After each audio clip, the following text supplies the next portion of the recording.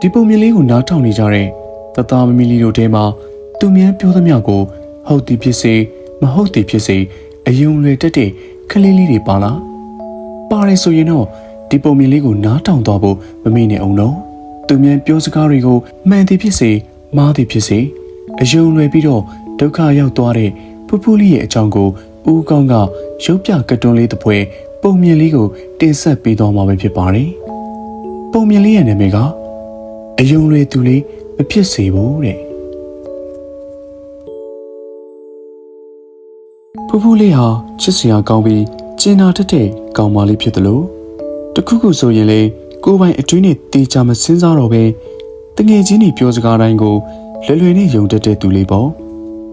တငယ်ချင်းတွေဖြစ်တဲ့ဘန်ဘန်ဖောင်းဖောင်းနဲ့ပန်နူတို့ကမဟုတ်တန်တရားစကားတွေပြောပြီးဖူးဖူးကိုတမင်တကာစနောက်ပြောဆိုနေရင်လေဖူးဖူးလေးကယုံနာပဲတဲ့ကွယ်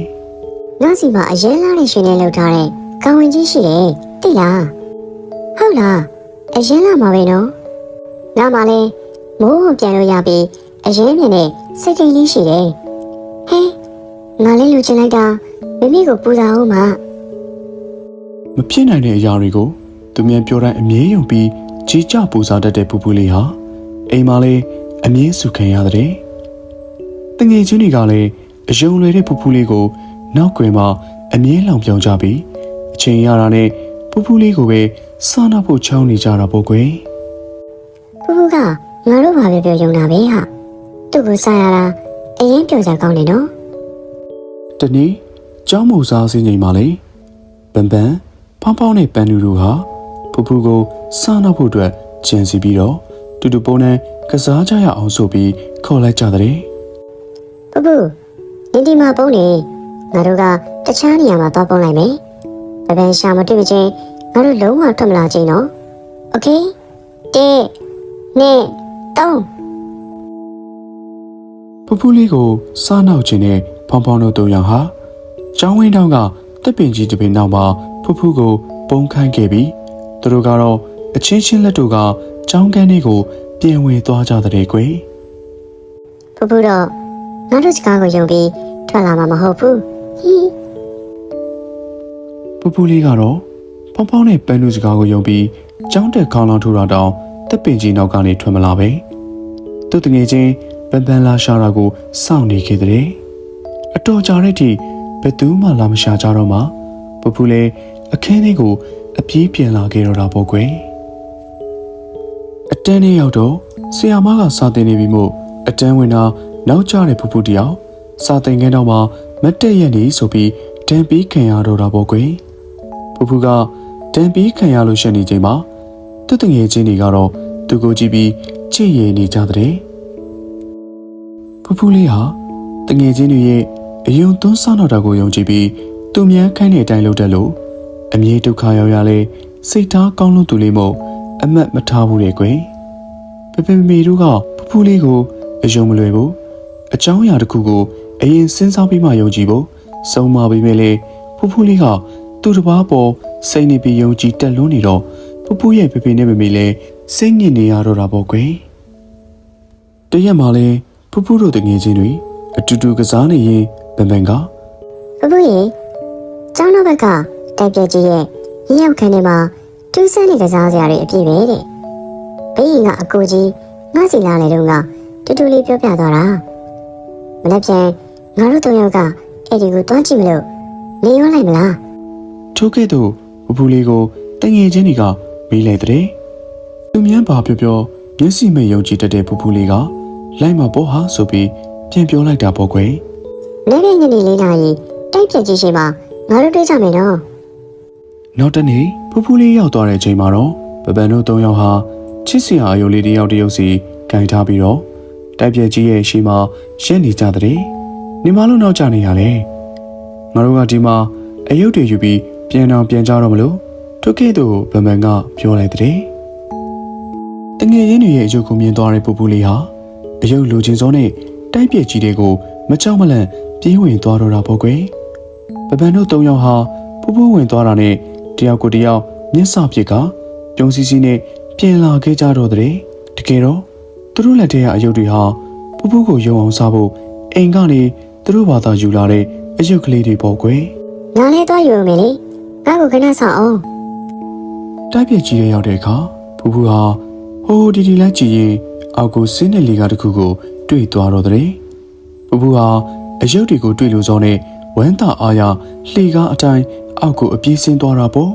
မိအောင်ခန်းဆိုတာဒါပဲဖြစ်မယ် အတော်ကိုအိုဟောင်းပြီးပြိုကျခြင်းနေပြီဖြစ်တဲ့တိုက်အိုကြီးရဲ့လေကားဟာဖူဖူပြေးဆင်းလိုက်ချိန်မှာတော့ပြိုကျဖို့နှိုးဆော်လိုက်သလိုဖြစ်သွားပြီးတဖြည်းဖြည်းချင်းပြိုကျလာတော့တဲ့ကွယ်ဖူဖူလည်းကြောက်အားလန့်အားနဲ့အောက်ထီရောက်အောင်အချိန်မီပြေးဆင်းလိုက်လို့အန်နီယေကတော့တီတီလေးလွတ်သွားရှာတာပေါ့ကွယ်မြောက်ခန်းနဲ့ရှောက်ပတ်ကြည့်လိုက်တဲ့အခါမှာတော့အယုံနဲ့ပတ်သက်တာဘာဆိုဘာမှမရှိပဲပင်ကိုမြင်တွေပိုးဟက်တွေသာတွေ့လိုက်ရပြီးကျွတ်တီကလည်းသူ့ခြေထောက်ကိုဝင်တိုက်ကပြေးလွှားနေကြတဲ့အဲ့ဒီတော့မှဖူဖူလေးလေတငယ်ချင်းတွေရဲ့စားနောက်ချင်းကိုခံလဲရပြီဆိုတာသိလိုက်ရတော့တာပေါ့ကွယ် ပပကြီးပေါပေါကြီးပန်းလူကြီးငါ့ကိုလာခေါ်ပါအောင် တို့ကဲ့သို့ဖူဖူလေးလဲအော်ခေါ်ပေမဲ့သူ့အတန်ကမှောင်မဲနေတဲ့မြေအောင်ခန်းထဲမှာပဲပဲ့တင်ထပ်သွားပြီးဘယ်သူမှရှောင်မလာဘူးတဲ့ကွယ်ဒါနဲ့ဖူဖူလေးလဲအရင်ကိုကြောက်နေရရှာတာပေါ့ကွယ်တငယ်ချင်းတွေပြောတိုင်းစဉ်းစားပြီးမှယုံလို့မမီကပြောခဲ့တာကိုဖူဖူကြားအောင်လာတယ်အခုတော့ဖူဖူဒုက္ခရောက်နေပြီလေအနံ့သက်တွေဆိုးရွားပြီးမှောင်မဲနေတဲ့မြေအောင်ခန်းထဲကနေဘယ်လိုထွက်ရပါမလဲလို့တွေးရင်ချွေးစည်းတွေပြန်လာကနောက်ဆုံးမှာဖူဖူဟာလောကကြီးနဲ့အဆက်အသွယ်ပြတ်သွားတော့တဲ့ကွယ်ဖူဖူလေးတတိယလာတဲ့အချိန်မှာတော့စေယုံကတင်ပေါ်မှာပေါ့ဘေးမှာဖူဖူကိုစိတ်ပူစွာနဲ့ကြည့်နေကြတဲ့ဖေဖေနဲ့မမေကိုတွေ့လိုက်ရတော့ဖူဖူလေးအားရပါရဖက်ပြီးငိုလဲတော့တဲ့မမေကသမီးပါအန်နီရေးမှမရှိတော့ဘူးနော်မကြောက်နေတော့ဆိုပြီးပြိဖက်ချောမောလိုက်တော့မှဖူဖူလေးအငိုတိတ်သွားရှာတာပေါ့အိမ်ပြန်ရောက်တဲ့အခါဖူဖူမမေကသမီးအိမ်ပြန်ရောက်မလာလို့မမေတို့စိတ်ပူပြီးနေရအနဲ့လဲရှာခဲ့ကြတာသမီးတငယ်ချင်းတွေရဲ့အိမ်တွေကိုလည်းတအိမ်ပြီးတအိမ်လိုက်မိခဲ့တယ်နောက်ဆုံးမှတက်ပြက်ကြီးအောင်မှမိလဲနေတဲ့သမီးလေးကိုတွေ့လိုက်ရတာပဲမမေတို့သာအချိန်မီရှာမတွေ့ရင်သမီးလေးအသက်အန္တရာယ်ရှိနိုင်တယ်ဖူဖူလေးမမေကအခုလိုပြောပြတာပေါ့ကွယ်ဖူဖူလေးလည်းသူ့ဘာကြောင့်သွားခဲ့တယ်ဆိုတာသူ့မမေကိုပြောပြလိုက်တဲ့အခါမှာတော့ဒါကြောင့်မမေကသမီးလေးကိုအမြဲဆုံးမနေတာပေါ့ကွယ်နောက်ဆိုသူမြဲပြောတဲ့စကားတိုင်းအမှန်ကြီးပဲလို့မျက်စိမယုံရဘူးနော်ဖြစ်နိုင်မဖြစ်နိုင်အရင်ဆုံးတေချာစဉ်းစားရမယ်ကိုယ်တိုင်မဆုံးဖြစ်နိုင်တဲ့အခါလူကြီးမိဘတွေကိုအရှင်မေးရမယ်ဆိုပြီးစိတ်ပူစွာနဲ့ပြောပြရှာတဲ့ကွယ်တငယ်ချင်းတွေပြောစကားကိုယုံကြည်လွန်းခဲ့တာကြောင့်အမြဲတမ်းအစနောက်ခံရပြီးအသက်အန္တရာယ်ကြုံရတဲ့အဖြစ်ထိရောက်ခဲ့ရတဲ့ဖူဖူလေးဟာအဲ့ဒီနောက်ပိုင်းကစပြီးသူများပြောစကားတွေကိုတေချာစဉ်းစားပြီးမှယုံကြည်တက်လာသလိုတခုခုလုပ်မယ်ဆိုရင်လည်းမိဘတွေကိုအရင်အသိပေးပြီးမှလှုပ်တက်တဲ့ကလေးလေးဖြစ်လာခဲ့တဲ့ကွယ်ပုံမြင်လေးကတော့ဒီလောက်ပါပဲတသားမီမီလေးတို့ရေငေးစင်ကာကလေးကကိုပိုင်အတွေ့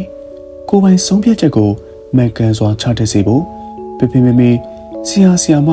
ပိုးပိုးပွားပွားတို့ရဲ့တင်ကြားမှတ်သားမှုတွေကိုလေ့လာပြီးတော့နာခံတတ်ဖို့လေလိုပါသေးတယ်ကွယ်အယုံရည်သူလေးမဖြစ်စေဖို့ကိစ္စတစ်ခုခုဆိုကိုပိုင်အတွင်းနဲ့မစင်စားတော့ပဲသူမြဲပြောစကားတိုင်းကိုယုံကြည်မိလို့ဒုက္ခရောက်ရတဲ့ဖူဖူလေးရဲ့အကြောင်းကိုတသားမီမီလေးတို့လည်းနားထောင်ပြီးတော့သဘောပေါက်လောက်ပြီလို့ဦးကောင်းကယုံကြည်ပါတယ်ကွယ်တသားမီမီလေးတို့အားလုံးကလည်းသူမြဲပြောတိုင်းယုံကြည်တတ်ပြီးသူမြဲလင်စားခံရတဲ့ကလေးလေးတွေမဖြစ်အောင်အရာရာကိုပိုင်အတွင်းနဲ့အရင်ဆုံးမှန်စဉ်းစားစိတ်ချင်းတွေ့တော့တဲ့တသားမီမီလေးတွေဖြစ်ကြပါစေလို့ဦးကောင်းကဆန္ဒပြုဆုတောင်းပေးလိုက်ရပါတယ်ကွယ်နောက်တစ်ခါပုံမြင်အသစ်တွေနဲ့ဦးကောင်းတို့ပြန်ဆောင်ကြအောင်မယ်နော်ဦးကောင်းရဲ့ YouTube channel လေးကိုလည်း like and subscribe လုပ်ပေးသွားဖို့လည်းမမေ့နဲ့အောင်ပုံမြင်အသစ်လေးတွေနဲ့ပြန်ဆောင်ကြမယ်နော်တသားမီမီလေးတို့ရေတတား